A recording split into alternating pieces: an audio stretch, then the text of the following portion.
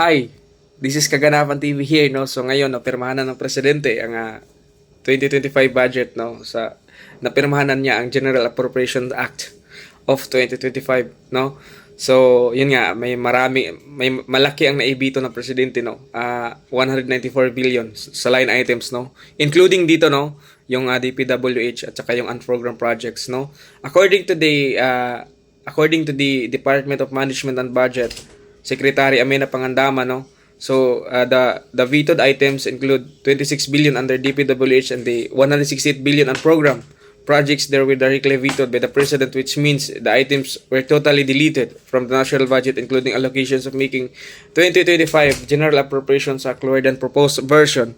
So, dito nakikita at narinig ng Presidente yung pag-iingay natin, no? Lalong-lalo na sa paggasta sa pondo ng taong bayan.